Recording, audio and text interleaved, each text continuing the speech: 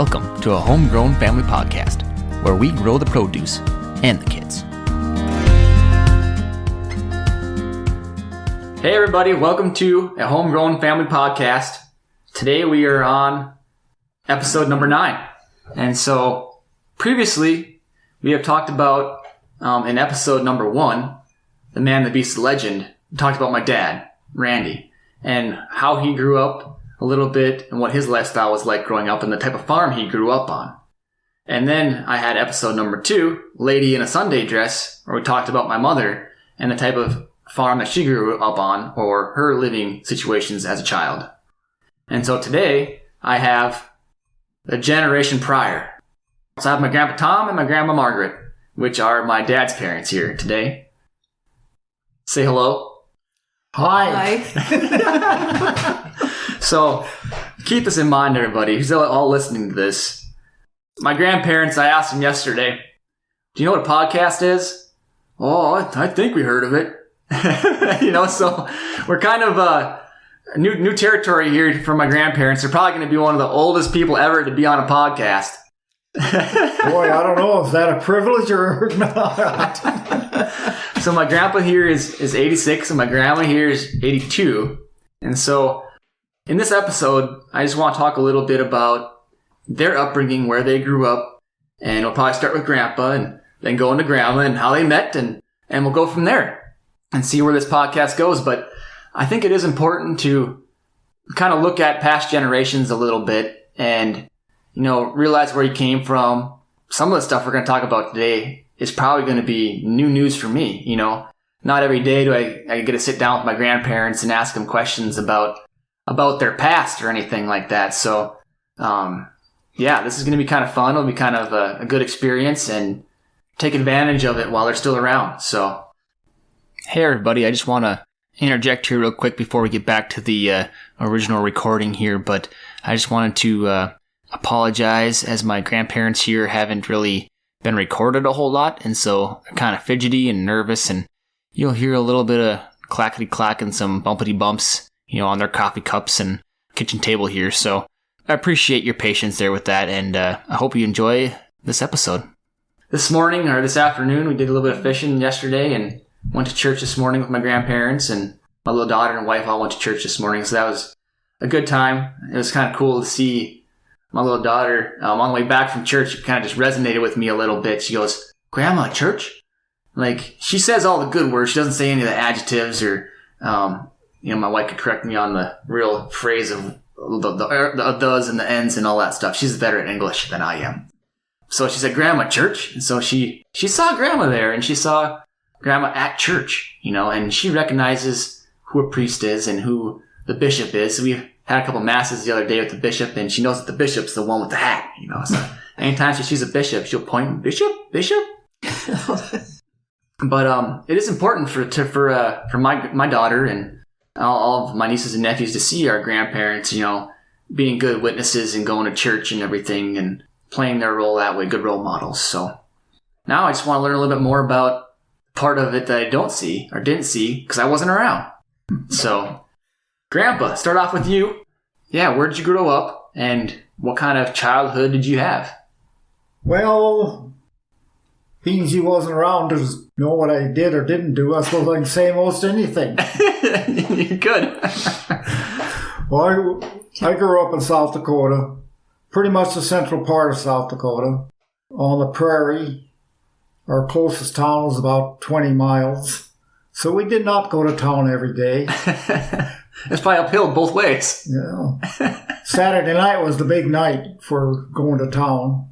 You'd take your can of cream and a case of eggs and drop that off at the produce store there, the bought, and then you go and buy your groceries.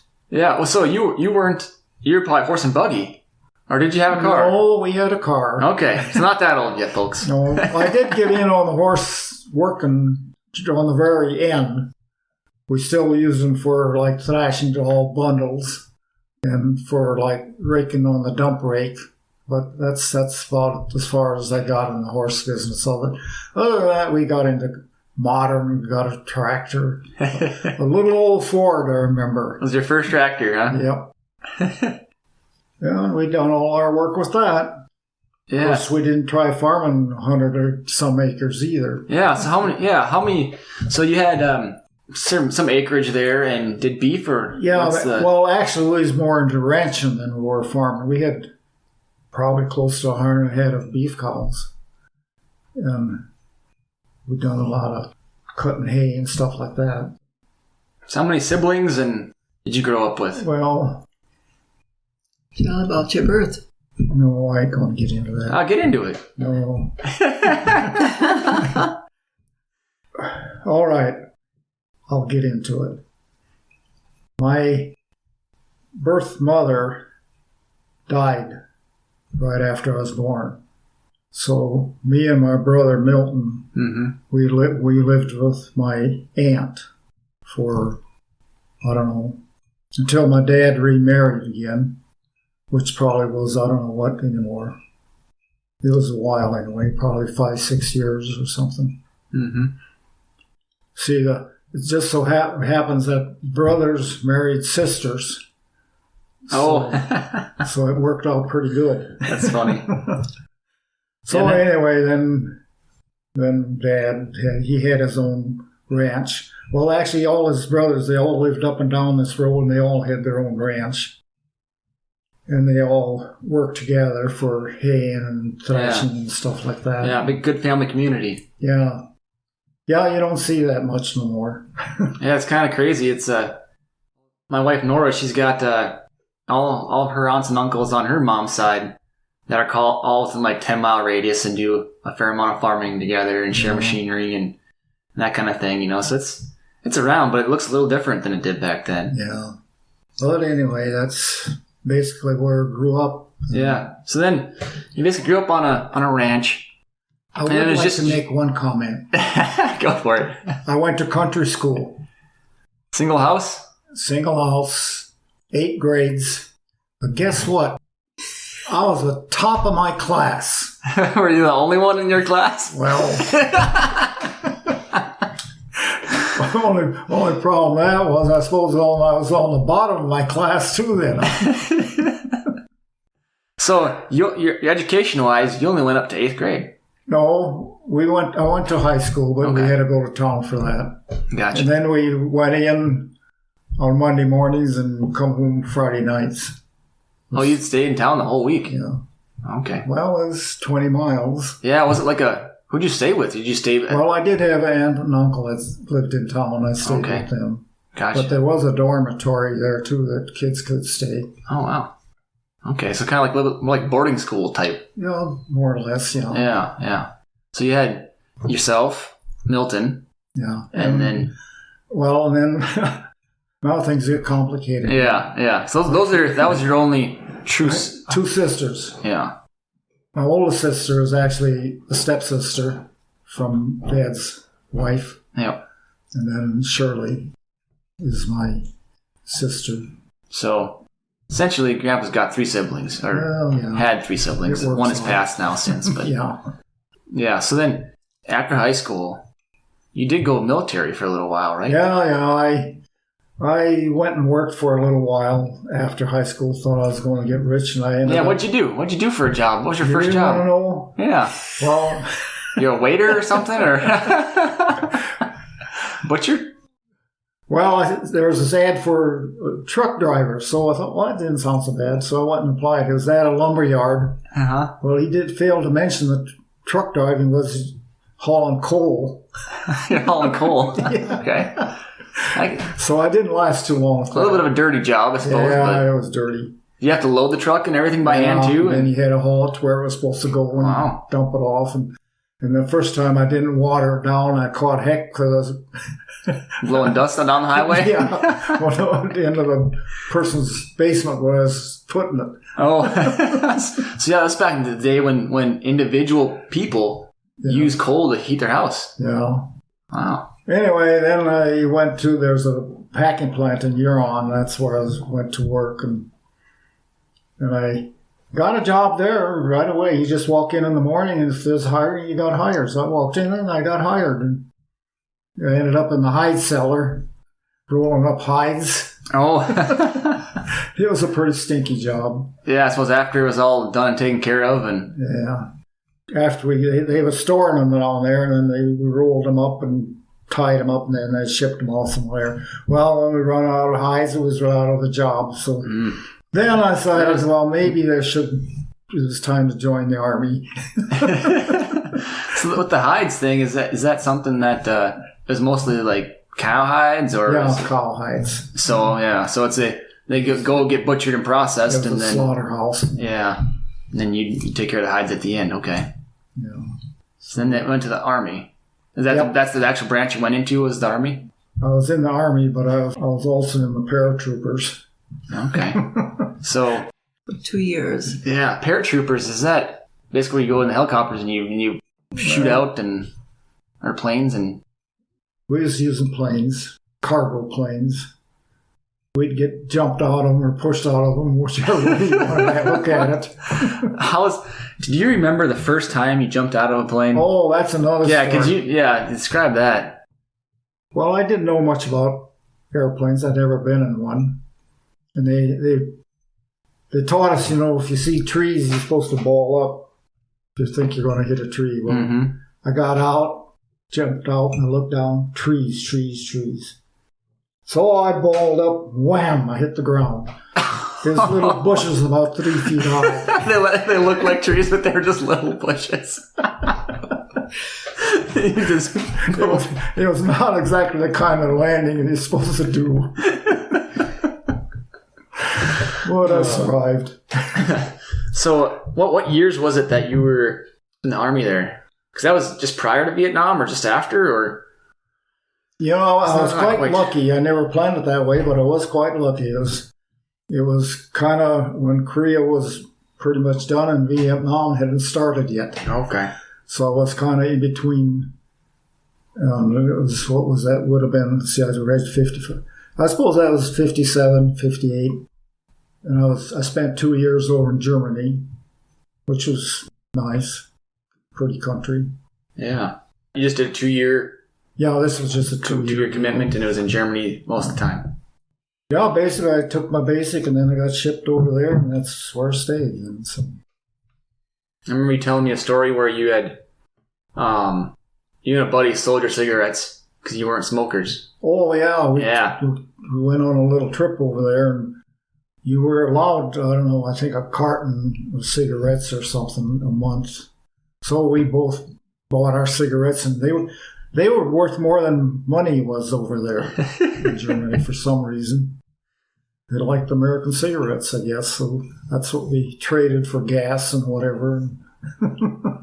Yeah, and then you said you went and ended up going hiking or something. You parked someplace. Yeah, we hiked up to the Zugspitze, the highest peak in Germany. Yeah. That was kind of interesting. We had some extra time. We seen these dots. So start following them, and pretty soon we was going along cliffs with just hooks drilled in, and we was doing okay. We weren't dressed for it.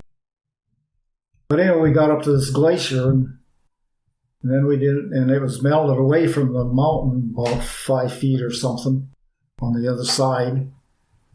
So we didn't know what to do. We were just kind of sitting there. Pretty soon an old German comes along, and he walks across the glacier and takes a jump and grabs that ring on the other side. There was a ring on the other side.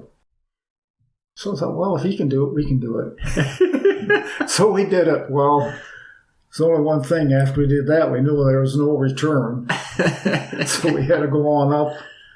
Then you got up you come up on the Australian side and you walk across, and then you're on the German side, and then you can ride a cable car down. Oh, go ahead. At least you had an easy way down. So we had a good way down. But there again, we run out of cigarettes, and we only had enough money to get us halfway down. But it was interesting. Young and foolish, I guess. Yeah, Grandpa's an adventurous guy.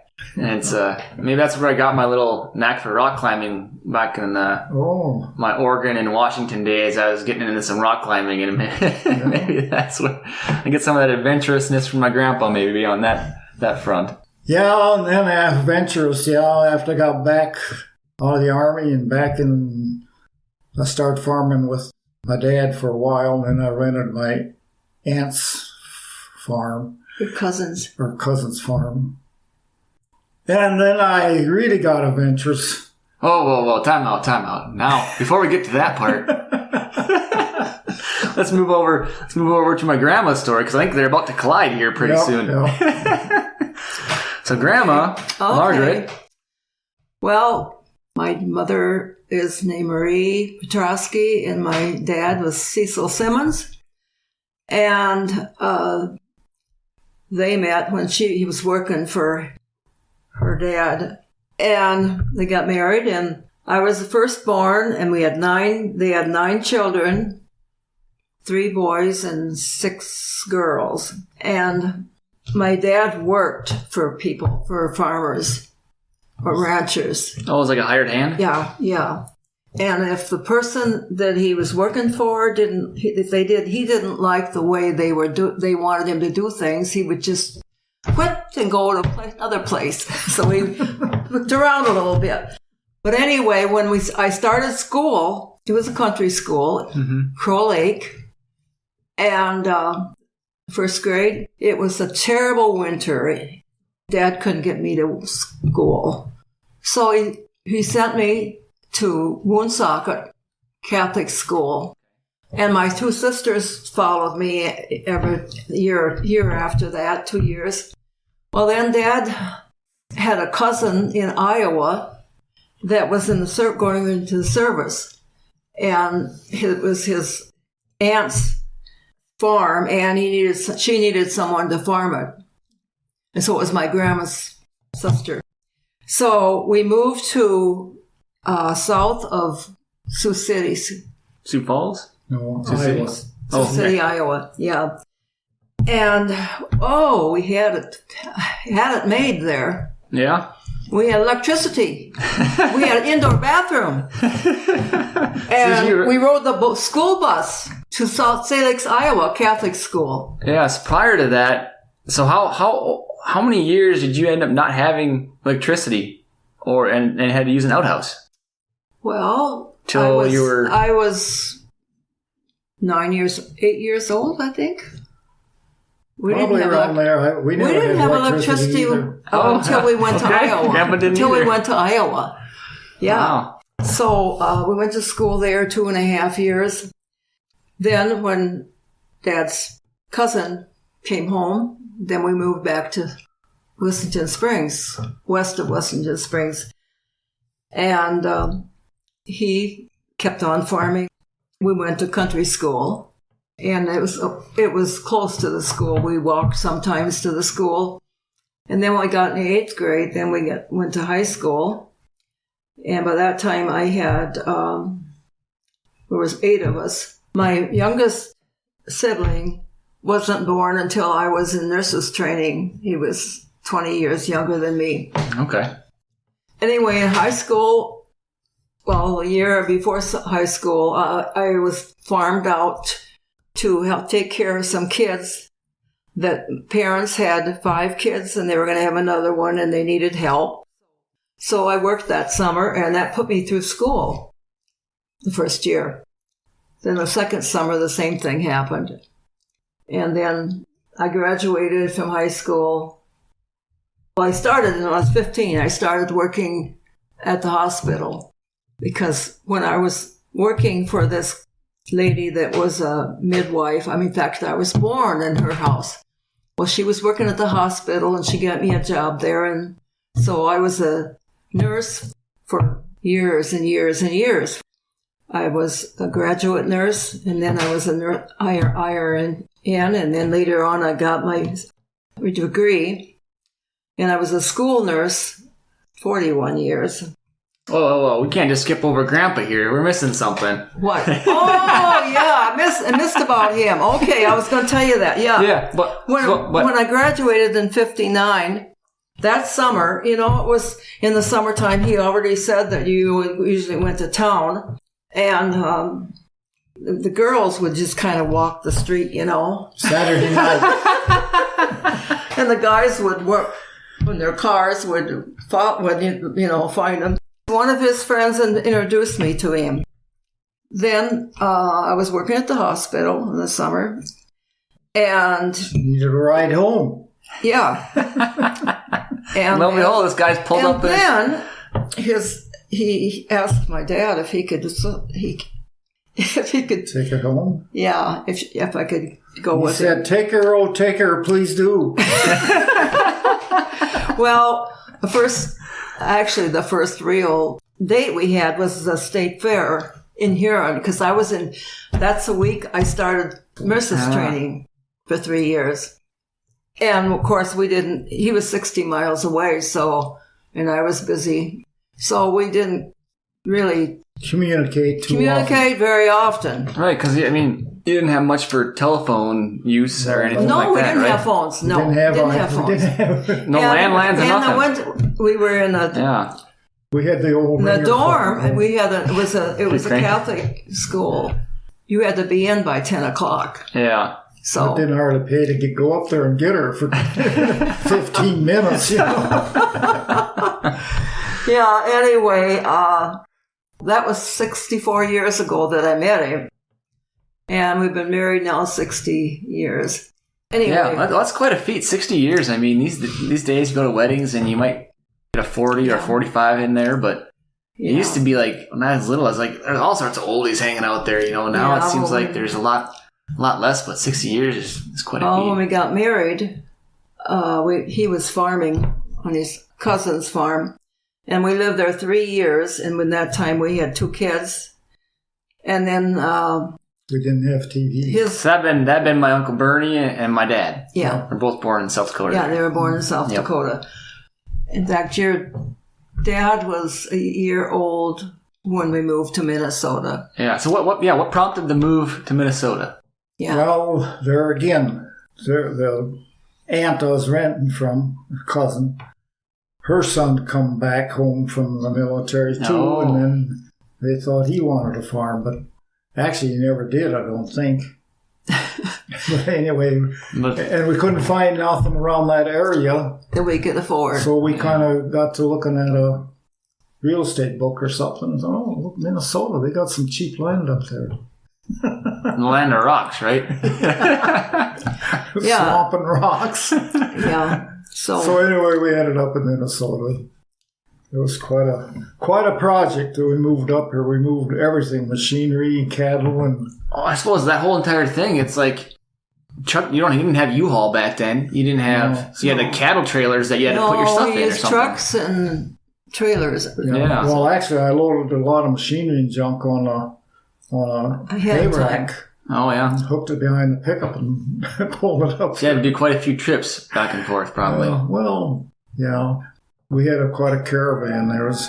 My brother drove my old pickup up, and then a neighbor and my cousin had a cattle truck. He loaded that up, and he drove that up. And it was January. Yeah, and my brother Foot of snow. he had it. We put a sack of potatoes in the cab with him. The potatoes froze. He was driving that the whole way. And When we got there, the people that we bought from, they had the fire going in the dining room, Wood stove. and our third child was born 2 months later, so we didn't have much time to. Yeah, transition and get moved in Yeah. and settled. And Yeah. so then you sent all your kids or my aunts and uncles to a country school as well? Well, they all ended up in Swanville. So, Swanville, there was they still a decent public school available at that time. Okay. Yeah. I didn't know if they originally went someplace else and then No. went into No, public they school. went to Swanville the whole time. Actually, we got involved in getting the first kindergarten started in Swanville. Okay. And Bernie was actually in that class. Okay. Get them out of the house. So- Take it. Maybe that's why we wanted kindergarten. But anyway. So anyway, we had 6 kids in 7.5 years. They're all in their 50s now. Yep. Yeah. And now, guess what we got? How many? Yeah. 26 grandkids or something? 25 grandchildren and 23 great grandchildren. Wow. How much? I think there's out of those 23. 73 people altogether in our most family. of them come from your family. I was gonna say I think like 16 of them are from Randy's. Out of like the 23. Our daughter's the lucky number 13 out of the Randy's side of things, my dad's side of things. But so I asked my mom and dad this too on each of their individual podcasts. But do you recall, Grandpa, how you had proposed to Grandma? Well, I'm sure it was nothing dramatic. not like these days, huh? Well, I was a senior. I was my last year of school, and it was in July. And we graduated in August. I don't know. Well, she said, all the girls in school are getting rings. So I kind of figured that was a hint. Yeah, my roommate got married the same day Oh, really? that we got married, December 29th. So I didn't get to go to her wedding. Oh. December 29th, the Yeah. wedding. So you guys got into farming. Grandpa kind of talked a little bit about farming as he did as more of a ranching as a kid.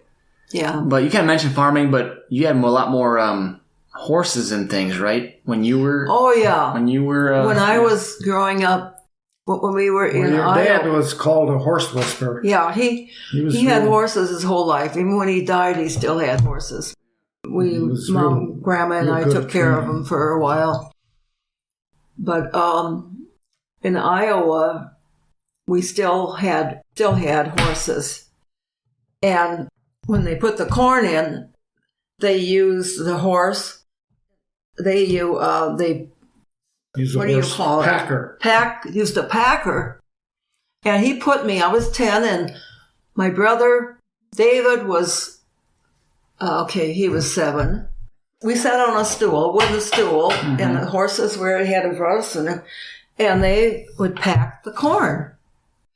He got us out there, and he said, the hired man will come and get you at noon. And so you don't have to worry about getting out of the field. Okay, so we had a lunch along. So midday we ate the lunch. And it came noon, and he didn't come. So I said to David, we're just going to go home. So we turned, and there's a fence along the road, and there's a spot you could go on. But there were trees there, and there were some pipes there. And those horses got spunked by, they got... Spooked, yeah. And so they started running, and then they ran into, first of all, David just hung on to the seat, and I had the reins, mm-hmm. and those horses were going really fast, and I fell down in between them and the horse. The roller. The packer. Packer, yeah. But then when they got over to the fence and they got stuck there, my dad was coming. I didn't get hurt very bad. I just ran over they just got run over by the back part. Yeah, not the horses. So he was so upset. He wasn't upset with us. He was upset with the hired man. Yeah, right, for not showing up sooner, right? Yeah, we could tell what time it was, the sun. Yeah. We didn't have watches. But we had fun riding horses. Even after got rid of the work horses, we always had saddle ponies. Yeah, Dad said when he grew up, he tried to chase around the cows. And we used them quite a lot, actually. Did you train your own horses then when you were at the farm with? Basically, you got on and rode them and left and right. My dad was a horse whisperer. He could do anything with a horse.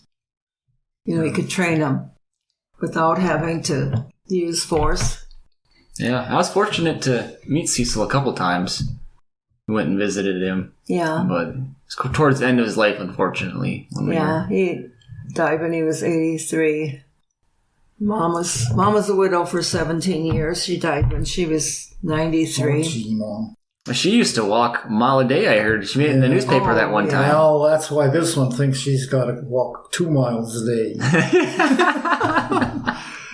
You guys know much? You two know much about? I mean, you have your parents. Were they coming over originally from Europe right off the bat, or were they a couple generations removed from Europe? Or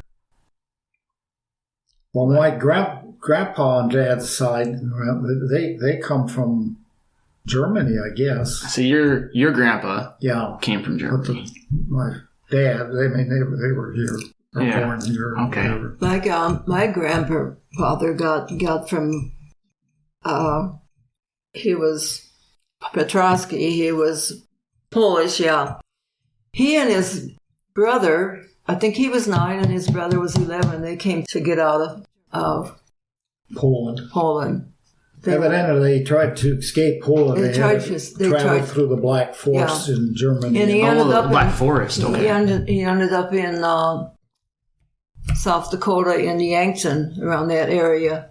So then that was your grandpa and his brother. Yeah. They didn't come to America with any of their parents or anything? They didn't have any other family. Oh, wow. So it's like a 9 and 10-year-old. They came over. I don't know what happened to. I don't know if his parents ever. I don't think his parents ever came over. Wow. During World War II or 1 or something? It must have been because for some reason they had to escape. Because Germany did take over Poland, didn't they? Yeah, I think that was it. Yeah. And so they're like, let's get out of here. Yeah. Okay. So Grandpa's mostly German, I think, and then your grandma mostly Polish with a little bit of everything else too, right? Mine is French, English, Spanish. There's 7 different countries. Yeah. I know by the time it gets to me, it's like I'm still like 60% German, but yet a bunch of everything else, because I think my mom's side was fairly German still. It's all German. Yeah. We didn't have any German on our side. Yeah. So I still carry quite a bit of Grandpa's German because I think my mom's grandma, or my mom's mom, still has a fair amount of German, but there's also a little bit of Norwegian in there and stuff and things like that too. So we're all over the place. Yeah. I always tell people it's like a purebred dog. Like if you get a Labradoodle or a Great Dane, they get hip dysplasia and die in 7 years. You get a mutt, that sucker lives for 15. So yeah. My wife might say that differently because she says I tainted the bloodline. I think she's almost 100% Irish, I think. Oh my goodness. So we always joke that her ancestors / maybe they do currently still run the Irish mafia. I don't know, but yeah, we're fortunate enough to go visit some of her relatives in Boston one time, and they definitely don't act like Germans. Yeah, it's a good time. So that's kind of a little bit about my grandparents. Well, we'll tell you one thing. Before we got married, when he gave me that ring, I said, I won't marry you unless I have a piano. That was the thing I wanted. I had to buy her a piano so she'd marry me. $100 piano for some church. Oh, hey, you still play. And then when I got married, I started giving piano lessons to the neighbors. Yep. Well, yeah, you give piano lessons to the neighbors. I think you taught me piano lessons. I think until I was in like. Isn't that one to Sam? Second grade to like 6th grade. Sam's playing an organ now. Oh, is he? Yes. Wow, he's doing it for the church once in a while there? Yeah. Okay. His church, yeah. Well, let's see. Out of all of us, I think, Liz is now a music teacher. Mm-hmm. Me, I kind of stopped the piano about the time I was in junior high.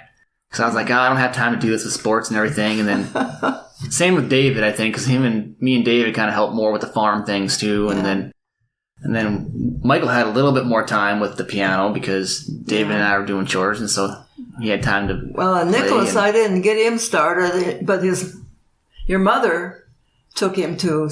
Oh, that's right. Yep. Yeah, St. Francis. Yeah, and then so you taught Lawrence, Sam and Lawrence. Yeah. Sam still plays, it sounds like, and then Nicholas still plays a little bit, so you're about 50-50. Michael's all into music too. Yep. So, we got a lot of our music and piano things from our grandma here, and and Joni's daughter, and now her granddaughter is taking lessons too from her mother. Joni being my aunt, so my grandma's daughter plays, and now her daughter's daughter is kind of taking lessons too. So yeah, piano kind of runs deep and giving us our musical talents. Well, that came from my grandpa, Petrosky. Oh, okay. Yeah, he could play anything, but he didn't play with keys. He just played by ear. Yeah. I still meet he families didn't like that he wouldn't sometimes. let his daughter, Marie, my mother, learn that way. She had to learn by key, the keys. So you had the page, you had the books that she could play, whereas Grandpa Petrowski, he'd just basically listen and click a couple keys and then just play. Wouldn't have any music in front of him or anything. He played. I can't believe that's crazy. He played when people would build. He played at dances. Barn dances and stuff like that. There'd just be a piano there, and he'd just start whipping out his tunes. Well, I think he played the violin or something too. Didn't Violin. He played the accordion. He did it all. Yeah, he played almost anything. Harmonium or whatever. Harmonica. I played that a little bit, but all I can usually play is "Oh Susanna" and "Happy Birthday." Yeah, and so Mom got us ordered us some music. So that's how I learned. I did take lessons for a while. And then when I was a senior in high school, I took lessons from a lady too. Yep, and you still almost play that piano daily, so it's been a large part of your life. One of your hobbies has definitely been carried down to future generations, so it's kind of cool to see. All right, so I know that some of your nieces and nephews, or my nieces and nephews, listen to this podcast and things. They mentioned they've enjoyed some of the funny stories. So, do you guys have any words of wisdom for youngsters growing up these days? Not necessarily my nieces and nephews particularly, but those in that age group. Yeah. You guys have any words of wisdom or? I worry about our grandchildren and great grandchildren. For all the junk that's going on in this world now. Yeah. I'm ready to go. But I am. I'm ready to go. But I mean, we were never rich. No. But the farm was definitely a good place to raise kids. Mm-hmm. And I think it was a lot easier to raise kids back then as it is now. Yeah. There's just so much crap going on. This kind of gets into the topic when we're starting talking about the family component things, and that Nora and I are going to touch on at some point, but parenting is definitely you lose a little bit more control over your children today than what you did back then, because they're all on the farm. You know exactly where they were. They weren't having a phone that they could look up who knows what. And they were all busy too. Yeah. And they had something to do. Right, yeah, whether it's chores or, chopping wood or... without our crew, I'd never been able to milk cows and raise pigs and right.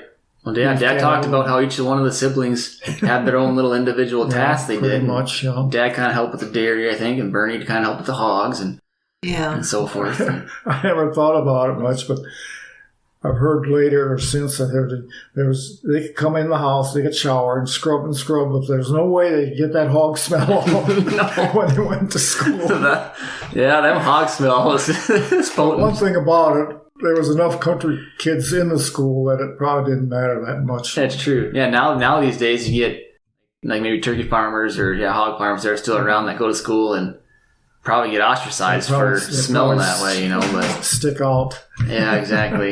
Yeah. But so word of wisdom then would maybe be to keep yourself busy in productive things. Yeah. Would maybe be a way to phrase that. That's right. Yeah, I mean, I can never remember not having something to do.